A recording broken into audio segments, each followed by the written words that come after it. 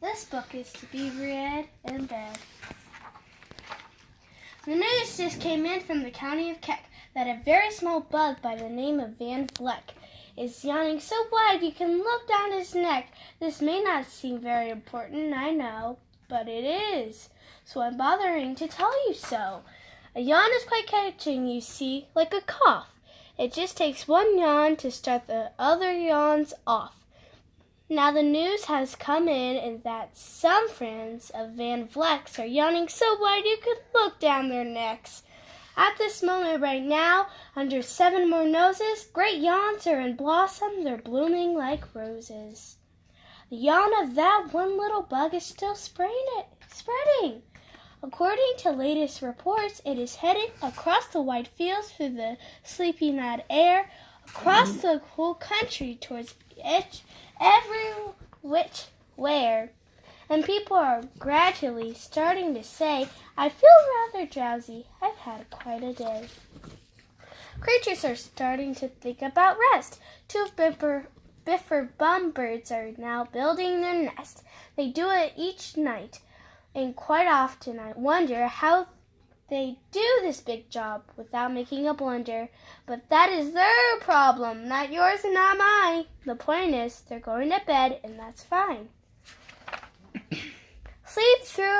Sleep thoughts are spreading throughout the whole land.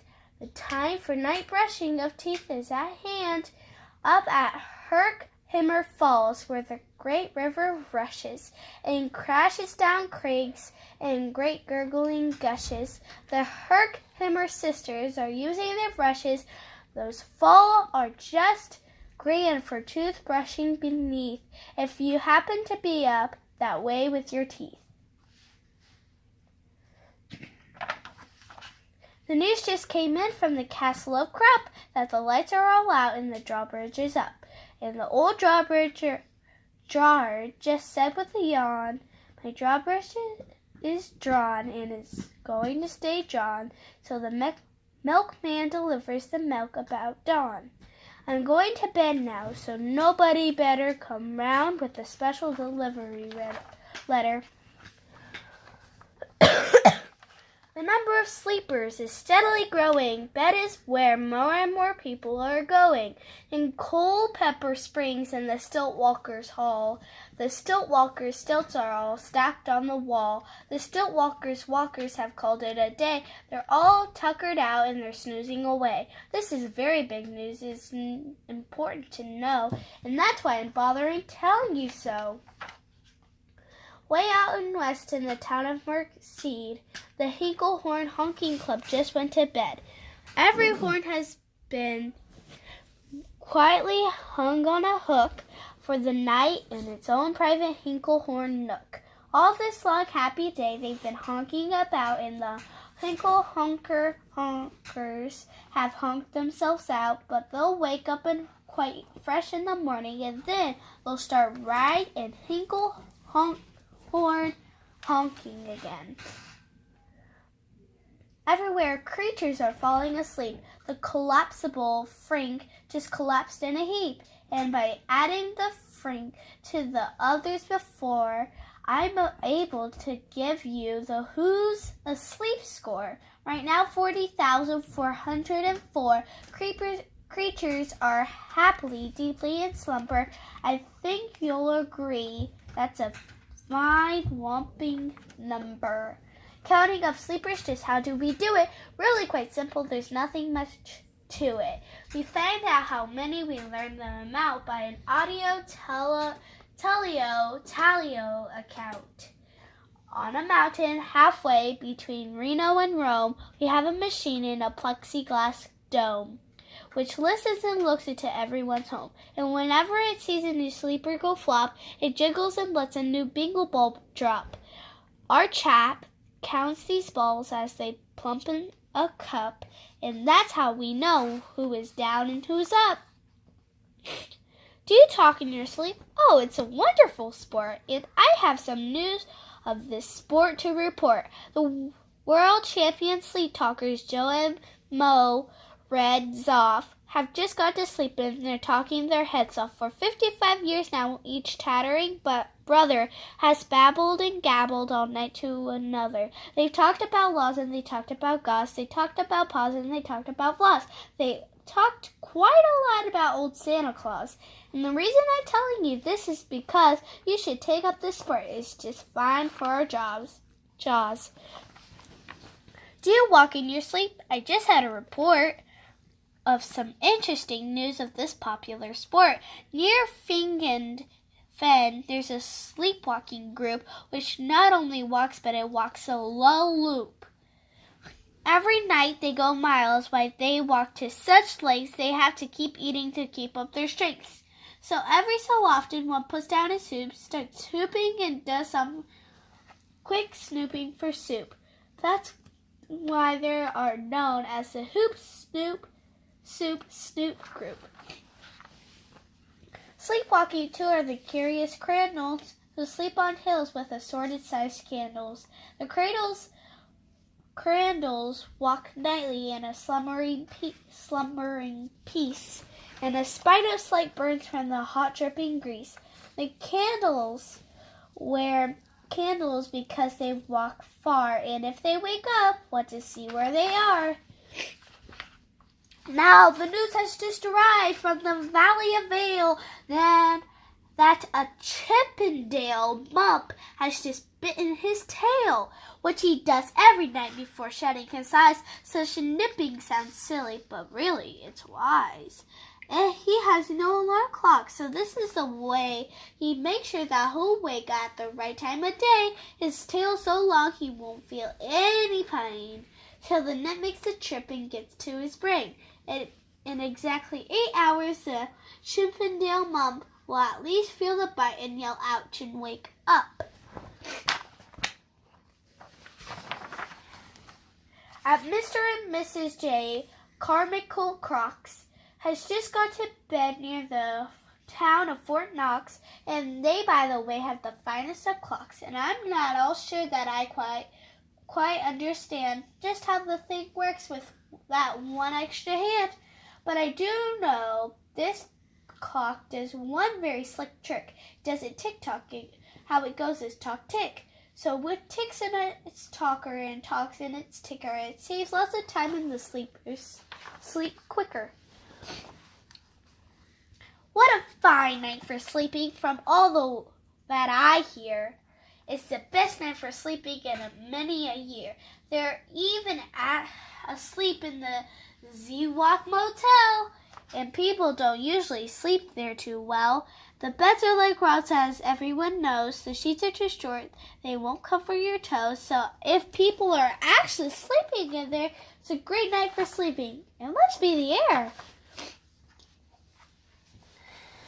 It's a great night for snorers. I just had a report of some boys who are tops in the musical sport. The snortiest snorers in all our fair land are Snorter McPhail and a snort band. This band can snort Dixie and Old Swain River so loud it would make 40 elephants shiver. The loudest of all boys is McPhail. He snores with his head in a 3-gallon pail, so they snore in a cave 20 miles out of town. If they snorted closer, they would snore the whole town down. Do you know who's asleep out in Funa Laguna? 2 very nice Funa Laguna baboona, who added them into our Who's Asleep count, which has grown to a really amazing amount. Exactly 8,808 creatures are sleeping now. Isn't that great?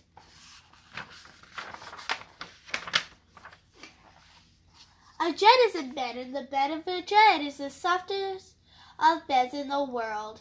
It is said he makes it from pom-poms he grows on his head, and he's sleeping right now on the softest of fluff, completely exhausted from growing stuff. The news has come in from the district of Doft that 2 Offs are asleep and they're sleeping aloft. And how are they able to sleep off the ground? I'll tell you. I weighed one last week and found that an off is so light he weighs -1 pound.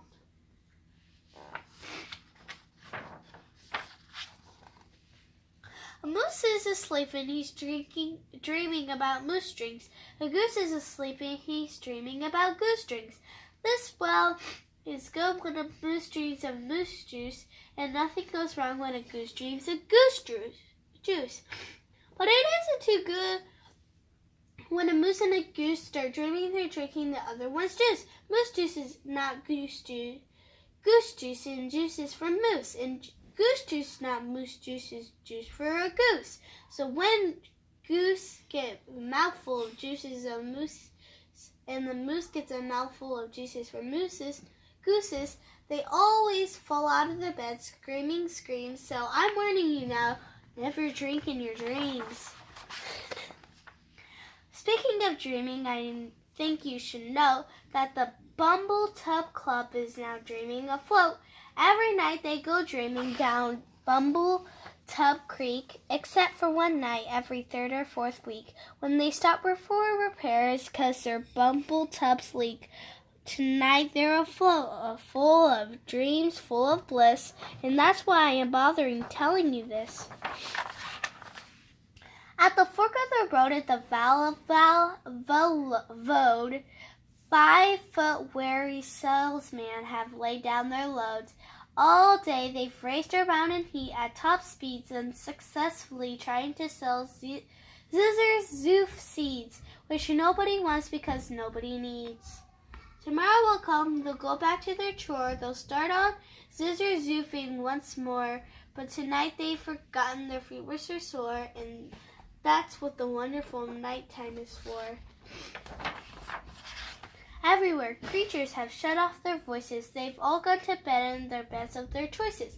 They're sleeping in bushes, they're sleeping in crannies, some on their stomachs and some on their fannies. They are peacefully sleeping in comfortable holes, some even on soft, tufted barber shop poles. The number of sleepers is now past the millions. The number of sleepers is now in the billions. They're sleeping on steps and on strings and on floors, in mailbox ships and the keyholes of doors. Every worm on a fish hook is safe for the night. Every fish in the sea is too sleepy to bite. Every whale in the ocean has turned off his spout. Every lake between here and Farfoodle is out. And now, adding things up, we are way beyond the billions. Our Who's Asleep score is now up in the zillions. 99 zillion, 9 trillion, 2 creatures are sleeping. So how about you? When you put out your light, then the number will be 99 zillion, 9 trillion, and 3. Good night. This book is to be read in bed. Cole's Cares.